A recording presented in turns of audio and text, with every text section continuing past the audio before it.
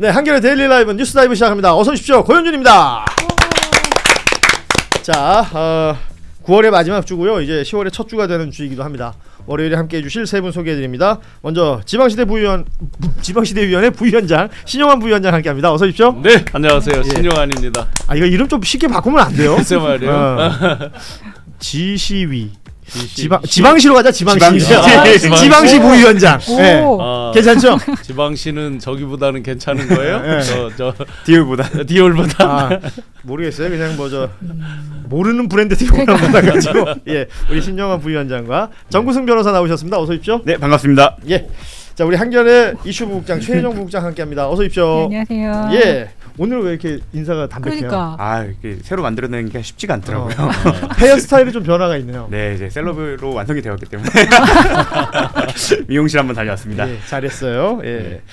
자, 오늘 오후에 나온 속보 먼저 좀 전해드리려고 했던데 특별한 속보는 없습니다. 그 한덕수 전 총리 첫 재판 중계가 허용이 된다라는 내용까지 나왔어요. 이 재판도 사실은 좀 관심 있게 봐야 됩니다. 한덕수 피고인으로 이제 서서 어떤 이야기들을 할지. 왜냐하면 지난 그 국정조사 때 그러니까 쉽게 말하면 이제 거짓말한 것들이 여러 가지가 들통이 났지 않습니까? 네. 그리고 지금 이 시간에도 국회에서는 그 필리버스터가 진행 중일 텐데 오늘 진행되는 필리버스터가 증감법 관련된 거잖아요. 네. 그러니까 국정조사에서 거짓말했던 것을 위증했던 것을 국정조사 그 위원회가 해산이 되고 나면 처벌할 수 없다. 네. 이 부분에 대한 개정을 담은 것이기 때문에 정확히 하면 고발할 주체가 없어졌기 때문에 고발할 수 없죠. 그렇죠. 이것을 국회 본회의에서 향후 고발할 수 있도록 하자라는 법 개정인데 이걸 국민의힘은 왜 반대하는 걸까요? 본인들도 국회의원이잖아요. 그만큼 이제 구린 게 많고 자기들이 위증하는 게 많으니까 그러겠죠. 상식적으로. 실제 뒷자리에 이렇게 증인 선서하고 가서 앉아 있다 보면 우리가 이제 저희도 뉴스를 웬만한 걸 다 보잖아요. 예. 뻔한 거짓말도 막 이렇게 하는 게 너무나 보이고 자리 와서 하는 어떤 행동들을 보면 이제 이 사람이 진짜 거짓말했구나 하는 게 느낌으로 느껴질 때가 많죠. 그러니까 그냥 한마디로 하면 캥기는 게 많아서 반대하겠죠. 저도 이제 청문회를 변호인으로 가봤는데 증인분들이 이게 한 줄로 서면 변호인이 옆에 앉게 됩니다. 그러면 그분들이 손으로 뭘 하고 있는지를 저는 그쪽을 바라보게 되는데 정말 바쁘게들 핸드폰을 많이 하시더라고요. 그런 걸 보면 저분은 어딘가 와서 지금 급하게 소통하고 있구나 라는 게 그게 확인이 됩니다. 그래서 아마 그런 분들이 이제 좀 걸렸던 거겠죠. 좀 말이 안 됐던 것 같아요. 그러니까 애초에 고발 주체가 없어서 고발을 못했다라는 것 자체가 사실 상식적으로는 문제가 있으면 고발을 해서 처벌받도록 하는 게 당연한 건데 여태까지 그거 자체가 미비해서 그 체계를 다시 만들겠다라는 거라서 이건 그닥 이거 반대하는 이유가 그렇죠. 국회가 주체가 돼서 진행되는 국정조사인데 국회가 없어지는 것이 아니잖아요. 그렇죠. 다만 그 위원회가 해산하는 것인데 고발 주체가 없다라는 게 어딘가 비어 있는 듯한 생각이 드는데 그 부분을 커버하겠다라는 것이고 관련해서 국민의힘은 무제한 반대 토론 필리버스터를 기존에 이제 이런 있습니다. 게 있더라고요. 증언감정법 그 구조 2항에 보면 국회 내에서 국회의원의 질의에 대해서 응답한 것에 대해서는 위증 아니면 처벌을 못하게 돼 있거든요. 그러니까 제3자들이 고소고발을 못하게 해놓은 건 잘한 것 같아요. 왜냐하면 만약에 3자들이 끼면 허위사실 명예훼손 이런 식으로 막 일부러 막 거는 거 있잖아요. 입틀 막 하려고 거는 것들. 그건 잘 막아놓은 것 같은데 거기서 이제 그런 게 막 보도가 되잖아요. 그러면 보도된 거 가지고 또 방송 같은 데 대답하고 그러면 그거 가지고 걸거든요. 그럴 수 있죠.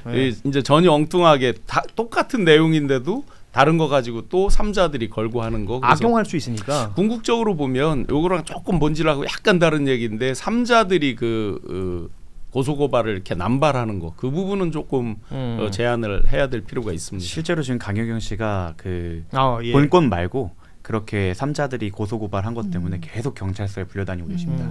그 3자 고발이라는 것이 실제 또 조직적으로 이루어지는 것이 아닌가라는 의심도 있어요. 누군가를 괴롭히기 위해서 시간 끌기 위해서 등등의 의심들이 있는 부분들 관련해서 이야기를 해주신 것 같습니다. 지금 이승주 님이 엄청난 댓글을 남겨주셨습니다. 오늘도 온갖 뉴스의 파도 속으로 다이브. 네, 난 이런 거 너무 좋아. 왜냐하면 뉴스 다이브가 입에 안 붙는다는 분들이 아직 많습니다. 계속 저 여기 출연하시는 JYP는 아직도 다이빙이나 그래요. 그러니까 이제 뉴스 다이브 좀 익숙해지시면 고맙겠습니다. 자, 그리고 지난 주말 사이 가장 많은 분들이 눈여겨보셨던 뉴스는 뭐니 해도 대전에 있는 국가정보자원관리원의 화재가 아니었나 싶습니다. 이 화재 때문에 생각할 거리들이 굉장히 많아졌습니다. 그냥 단순히 불이 났다 이게 문제가 아니라 불 났다고 해서 이렇게까지 많은 시스템들이 망가질 수 있는가? 우리가 일상에서 누리던 것들이 갑자기 이렇게 스톱돼 버릴 수가 있는가? 등등에 대한 이야기를 안 할 수가 없는데요. 일단은 26일 저녁에 대전에 있는 국가정보자원관리원 본원에 5층 전산실에서 불이 났습니다. 리튬이온 배터리를 옮기는 과정에서 불이 났다라고 지금 파악이 되고 있고요. 뭐 거의 국가 전산망이 마비되는 사태를 겪었습니다. 사실은 토요일, 일요일이 있었기 때문에 마비라고는 합니다만 저는 월요일을 굉장히 걱정했었거든요. 근데 월요일도 오전 상황 뭐 제가 파악한 데까지는 조금씩 복구는 되고 있지만 완전 복구까지는 지금 대구 분원으로 옮기는 게 한 4주 정도 소요된다라는 정부의 발표가 있었습니다. 오전 10시 기준으로 보니까 647개 중에서 55개 정도 복구됐다. 뭐 조금 더 복구가 됐을지는 모르겠습니다만 아직도 많이 부족한 상황입니다. 이게 일단은 이렇게까지 그냥 한 방에 갈 수 있나? 라는 생각이 들었어요. 그보다 더 위험한 게 이제 이번에 국민들이 알게 된 거죠. 그 예를 들어서 대통령실이 청와대에 있을 때 청와대가 쓰고 있는 서버는 어디 있는지 사람들이 모르죠. 청와대 안에 있지 않습니다. 예, 어딘가에 있어. 그렇겠죠. 네네. 그러면 아신다는 얘기예요? 그 알 사람들 좀 알았죠. 알죠. 이렇게 이거 알아도 되는 건가? 아니 원래 안보실이나 이런 분들이 알죠. 지금도 마찬가지예요. 그러면 용산에 만약에 고문 같은 걸 당하면 붑니까? 해보시죠. 세게 꼬집고 그러면 확실하게. 알겠습니다. 대통령실도 이제 그런 게 있죠. 그런데 요번에 이제 확실히 알게 된 게 보세요. 한 곳에 이게서 통합 관리가 되고 있다라는 게 알려졌으면 그러면 예를 들어서 전쟁이 났어요. 폭격 한번 받으면 그렇죠. 어떻게 되는 거예요? 그러니까 이렇게 허술하게 돼 있다는 거 다 듀얼 시스템으로 백업을 해놓게 돼 있잖아요. 우리가 이번에 왜 그 비아폰 서버를 복구했다 했을 때 이제 백업 서버 그렇습니다. 위주로 복구가 됐다 이렇게 이제 해서 좋아한 거 아니에요? 그렇듯이 당연히 이건 듀얼로 돼 있겠지 했는데 전혀 2년 전에 지적됐는데 지금까지 안 됐다. 민간에게는 그렇게 욕을 하고 마치 처벌할 것처럼 해놓고. 그렇죠. 왜냐하면 우리가 3년 전에 카카오톡 사태를 경험했고 그때 지금 말씀하신 민간에 대해서는 이제 데이터 센터 간 이중화 이 얘기를 굉장히 강하게 요구했었고 뭐 법제화까지 하는 상황들을 윤석열 정부에서 경험을 했습니다. 그리고 그때만 해도 당시 행안부에서 장애 발생하면 3시간 이내에 복구할 수 있다라고 아주 큰 소리 떵떵 쳤었단 말이에요. 근데 생각해보면 관련 예산 확보도 제대로 안 돼 있고 사실상 2년 정도 방치돼 있었다. 그리고 저는 대전에 본원이 있고 뭐 대구 광주에 분원이 있다 그래서 당연히 따로 돌아가는 줄 알았어요. 여기가 망가지면 저기가 산다든지. 그러니까 우리가 이제 비상 발전 시스템 같은 생각을 했었거든요. 갑자기 정전이 되면 안 되는 시설들 있잖아요. UPS 지금 바로 이게 비상 발전 UPS가 작동 시키려고 하다가 이제 지금 불이 난 셈인 거잖아요. 이게 그래서 그런 게 안 된다는 게 너무 깜짝 놀랄 일이었는데 일단 그 윤석열 정부 때 되게 강조를 했었잖아요. 전형적인 윤석열식 행정이죠. 말로는 다 해놓고 실제로는 예산을 배치 안 해갖고 그 깡통으로 만드는 건데 사실 조선시대만 하더라도 실록도 각 도시별로 나눠서 보관을 해서 한 어디가 불타더라도 남게 했는데 그 관리를 2025년에 안 된다는 것도 놀라웠고 사실 이게 일상만 멈춘 게 아닙니다. 이제 변호사 업무도 멈췄어요. 왜냐하면 지금 저희가 그 피의자 조사를 받으면 정보공개 청구를 해야 되는데 정보공개 포탈도 멈췄습니다. 그래서 저희가 그 강혜경 씨가 이제 조만간 증인신문으로 나가야 돼서 우리 진술했던 거 확인 한번 하고 거기에 맞춰서 이제 준비를 해야 돼갖고 정보공개를 하려고 했더니 그 포탈이 멈춰 있더라고요. 이만큼 이게 일상뿐만 아니라 이제 법조 그리고 그 행정 부분도 엄청 많이 멈춰 있을 겁니다. 이거에 대해서도 이게 한 곳에 관리됐다는 것도 놀랍고 거기 예산이 하나도 안 들어가 있어갖고 시설 물적 시설은 구비를 해놨다고 하더라고요. 그게 안 됐다는 건 너무나 놀랍고 이거에 대해서는 저는 이제 뭐 비판이 많지만 이제 그 수습과 대책을 내놓는 걸로 이제 실력을 보여줘야 될 때가 아닌가 싶습니다. 그래서 갑자기 그 생각이 났어요. 네팔에 왜 최근에 한 3주 사이에 시위가 엄청 났잖아요. 그래서 그 죄수들을 풀어줬다고 하고 시위대가 그 제목에 대한 각종 이제 서류를 다 그게 불타서 없어졌다. 다시 잡아들이려도 근거가 없어서 못 잡아들이는. 갑자기 그 생각이 났어요. 그러니까 이런 게 전산망이 한 번에 이렇게 뭐 셧다운 되듯이 서버리면 뭐 여러 불편을 겪는 것 말고도 중간에 뭐 소실되는 건 없을까? 그런 뭐 것들이 걱정이 되죠. 예, 그런 것들도 문제고 일단 국가 전산 시스템이라는 게 굉장히 주요한 하나의 자원이잖아요. 예. 그러니까 근데 이게 여기서 무슨 일이 벌어질지 모르는 거예요. 이번처럼 화재가 벌어질 수도 있는 거고, 뭐 테러 공격 아니면 해킹, 뭐 여러 가지 그 위험 요소들이 많습니다. 그렇기 때문에 이제 백업도 하고 이게 멈췄을 때 그 우리 비상 발전 돌아가듯이 이게 여기서 네트워킹이 안 되더라도 다른 쪽에서 바로 그 전산망이 그렇죠. 가동되도록 예. 해야 되는 건데 지금은 이제 그 백업 시스템은 있는데.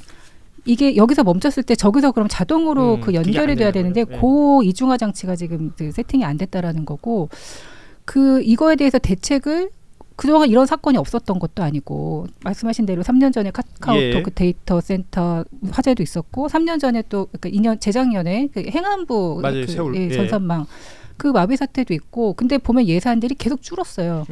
그러다가 이제 다시 좀 늘려서 작년에도 그 시범 사업을 한다고 애초에는 좀 그 이중화 장치를 그 구비를 하겠다라고 예산을 편성하려고 했다가 다시 이거는 좀 한번 시범 사업을 해보고 다시 하겠다라고 하면서 좀 늦춰진 거고 그러다 보니까 그냥 약간 남의 일처럼 이게 티가 안 나잖아요. 이건 그렇죠. 돈 들여도 티가 안 나잖아요. 그냥 일상적으로 되는 거라고 좀 안이하게 생각했던 게 있는 것 같아요. 그래서 왜 예산이 책정이 안 됐을까? 예산 전체를 깎아나갔던 그 윤석열 정부의 그 건전 재정이라는 우리가 재정 정책은 익히 알고 있는 거고 뭐 R&D 예산 깎았다 이 정도는 우리가 이제 인지를 하고 있는데 예산을 어디에 어떻게 깎았으며 그 예산을 어떤 형태로 썼는지에 대한 검증 이게 필요할 것이다라는 생각도 들고요.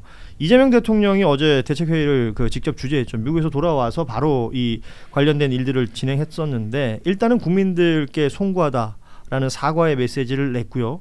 그리고 이해할 수 없는 부분들에 대한 이야기를 했습니다. 앞서도 얘기했지만 2년이 지나도록 이 핵심 국가 전산망을 이렇게 게으르게 뭐 관리를 해서 장애를 초래한 것은 아닌지 철저한 조사가 필요해 보인다. 그리고 지금까지 이게 안 돼 있었다는 것이 그러니까 부족하다가 아니라 없었다는 것이 너무나 놀라운 일이다 라는 얘기까지 했었는데 당시에 여당이었던 국민의힘은 지금에 와서는 윤호중 행안부 장관 사퇴 요구부터 하고 있거든요. 이 부분에 대해서는 어떻게 생각을 하시는지요? 아니 상식적으로 이제 문제를 발생시킨 원인주의잖아요. 모든 게 유책 당사자 책임의 원칙이잖아요. 그럼 책임은 누가 발생을 시킨 거냔 말이에요. 최소한 복구를 위해서 노력하는 사람들 김은 빼지 말아야 되는 거죠. 좀 전에 이제 건전재정 말씀 잘해 주셨습니다. 대한민국 정부가 이거는 어느 정부나 사실은 비슷하게 다시 반성해서 봐야 되는데 내셔널 데트가 있고 내셔널 라이어빌리티가 있어요. 그러니까 국가적인 직접적인 채무, 그게 내셔널 데트죠. 그리고 간접적인 것까지 포함하는 국가 부채. 그러면 건전재정이라고 표방을 하고 직접적으로 책임지는 부채는 줄인 것처럼 늘 표방을 했어요. 예. 보수 정권이 항상 하는 게 뭐예요? 미국도 지금 그러잖아요. 스몰 가버먼, 작은 정부, 그레이트 아메리카 이런 식으로 얘기를 하잖아요. 그런데 막상 스몰 가버먼이라고 해놓고 펼쳐지는 거 보면 부처 숫자도 항상 늘고 뭐 공무원 숫자도 늘고 반개적으로 직계 말고 반개로 벌어지는 것들이 많아요. 그래서 이런 때 보면 항상 그러면 지난 정부가 건전재정을 했느냐? 아닙니다. 국가 내셔널 라이어빌리티는 엄청나게 늘어났어요. 공기업 예를 들어 지금 LH 같은 데는 170조 원의 부채가 이런 것들이 다 카운트를 안 하고 국가가 직접 지는 부채만 얘기를 하고 있는 거예요. 예. 그래서 이런 식의 것들을 솔직하게 까고 오픈하고 직접적으로 우리가 국가가 책임져야 되는 부채 이런 범주를 다시 보면서 예산 책정 이 배분을 항목 배분에 이런 것들을 정말 다시 해야 되는 근본적인 우리가 반성이 필요한 시점이 됐습니다. 굉장히 중요한 말씀을 해주신 것 같습니다. 이게 예산이라는 게 워낙 뭐 일반인들 규모로는 생각하기 힘들 정도의 큰 금액이다 보니까 어디 어떻게 쓰는지 이거 관련된 업무 하시는 분들 아니면 제대로 파악하기 힘들잖아요. 근데 이런 일이 벌어졌을 때 한 번씩 체크해 볼 수 있을 것 같습니다. 앞서 어떤 분이 댓글 달아주셨는데 소잃고 외양간 고친다라는 말 외양간 잘 고쳐야 되는 것이죠. 그래야 그 말을 하면서도 안 고치고 있으면 그게 문제가 된다라는 얘기를 해주셨는데 국민의힘에서 나오는 반응들이 지금 또 논란이 되는 게 오늘부터 사실은 그 중국 관광객들 단체 관광객들이 무비자로 입국이 가능하지 않습니까? 이걸 끌고 왔어요. 뭐 아시다시피 이 정책을 처음 추진했던 건 윤석열 정부였습니다. 그리고 지난 3월에 한덕수 대행 시절에 이게 땅땅땅 했던 내용인데 오늘 나경원 의원은 철저한 대책이 마련되기 전까지 중국인 단체 관광객 무비자 입국을 연기해야 한다라고 주장을 했고요. 김민수 최고위원은 오늘 최고위에서 국민 안전을 담보로 한 위험한 도박이다. 이런 표현을 썼습니다. 글쎄요, 이 외국인 혐오라는 민주당 고민정 의원의 대응도 있었죠. 그리고 뭐 이 혐오라는 이야기 계속 나오고 있습니다. 비판의 목소리들도 있는데 어떻게 보셨어요? 저는 이제 나경원 의원은 대중 정치인으로 남기를 포기한 거 아닌가. 점점 너무 오른쪽으로 끝으로 가져갔고 이게 과연 돌아올 수 있을까? 물론 이제 앞으로 재판 때문에 피선거권이 없어질 수도 있기 때문에 그런 건지 모르겠지만 예. 너무 지나치게 오른쪽으로 가셔서 포스트 한교안의 길을 걷고 있는 것 같다. 사실상 나중에 그런 선거 재판이나 이런 결과 때문에 자신의 앞길이 막히면 국힘에 저는 나가서라도 이렇게 영향력을 끼치기 아까 메모하던 게 그 포스트 황교안이었네요. 괜찮은 워딩인 것 같더라고요. 좋았어요. 예. 셀럽이 되기 위해서 열심히 하고 있습니다. 그렇군요. 예. 아니 근데 이게 그 제1야당의 중진 의원이잖아요. 예. 근데 이게 정말 외교적 분쟁까지 일으킬 수 있는 사안인데 이런 발언 자체가 너무 무책임하고 그다음에 이게 그 극우 세력의 그 핵심 의제가 그 중국이 배후에 있는 부정선거 이게 핵심 의제거든요. 네. 그러니까 중국 배후설 하면서 혐중 반중 정서를 계속 부추기고 있습니다. 그리고 이게 원래 이제 우리 사회에서 뭐 반중 정서가 없었던 건 아니고 원래 뭐 미세먼지, 황사, 뭐 동북공정 여러 것들 뭐 사드 사태도 있었고 여러 가지 좀 반중 정서가 없었던 건 아니지만 이게 계엄 이후에 이제 폭발적으로 예. 그 늘어났거든요. 그러니까 당시에 이제 윤석열 전 대통령이 대국민 담화에서 뜬금없이 중국 무슨 태양광 뭐 설비 그다음 뭐 중국인들이 군사시설 뭐 찍었다 뭐 이런 걸 가지고 중국인들 배후설 비슷하게 제기를 하고 탄핵 반대 시위를 하면서 그때 탄핵 그 부정선거와 중국 배후 그게 결합이 돼서 막 극우 세력의 아이콘처럼 됐어요. 그 내용 자체가. 네. 근데 그거를 제1야당 중진 의원이 올라탄 거예요. 그러니까 탄핵 반대 시위부터 시작해서 지금까지 지금 뜬금없이 왜 갑자기 이 중국 관광객들이 왜 나옵니까 여기에? 그리고 어차피 서버도 다르게 돌아가는 거고 마치 네. 이 사람들은 잠재적인 범죄자로 지금 취급을 하고 있는 거잖아요. 중국인 관광객들을.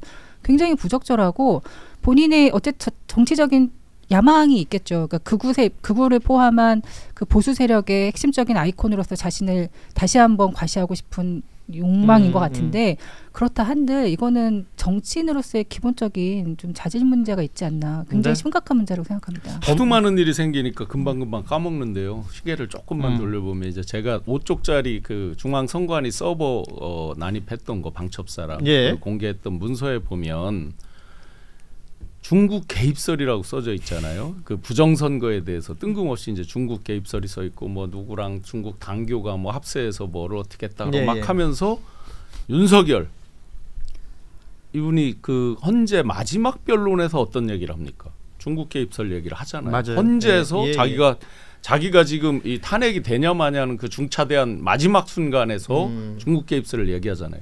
그럼 지금 나경원 의원 이런 사람들이 하니까 다 그 윤호개인의 연속선상에 맞아요. 전혀 벗어나질 못하잖아요. 보면. 그러면 산업적인 거 맨날 우리 먹고 사는 얘기해요. 무역 경쟁, 무역 분쟁 가지고도 얘기 많이 해요.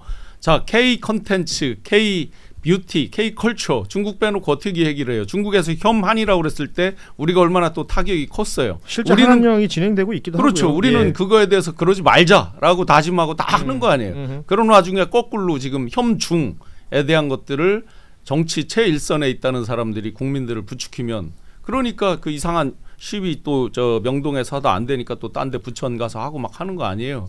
아니 이번에 부산국제영화제에서 이 혐중 시위단이 나타났더라고요.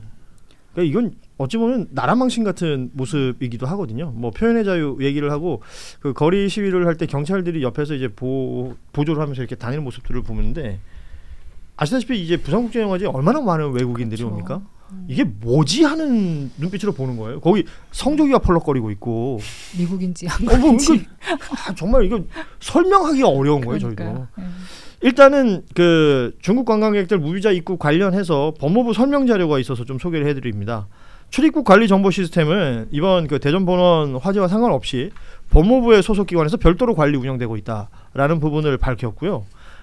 그리고 그러니까 무사증 입국, 그러니까 무비자로 입국하는 이번 건에 대해서 단체 관광객 명단을 사전에 점검했고 입국 규제자나 과거의 불법 체류 전력자 등 이 고위험군 해당 여부를 먼저 확인을 한 다음에 무비자 입국 대상으로 삼은 것이기 때문에 미리 관리가 되고 있다. 이 부분을 법무부에서는 오늘 입장을 내기도 했습니다. 그러니까 지금 화재난 그 서버나 그 아무 관련 없다 그 얘기를 하고 있는 거잖아요. 관련이 없는데 그 화재를 물고 국민의힘 의원들이나 최고위원이 이런 발언을 하고 있기 때문에 법무부에서도 입장을 낼 수밖에 그렇죠. 없었던. 사실관계 확인 안 하고 커뮤니티식 정치를 하고 있는 거죠. 그러니까 그럴싸한 걸 엮어갖고 마치 괜찮아 보이는 소재가 있으면 엮어서 이제 그 선동을 하는 건데 5선이나 되는 분이 이렇게 있다는 것 자체가 사실은 문제고 이게 말씀하신 중진으로서의 책임감이 없다라는 비판을 하고 싶네요.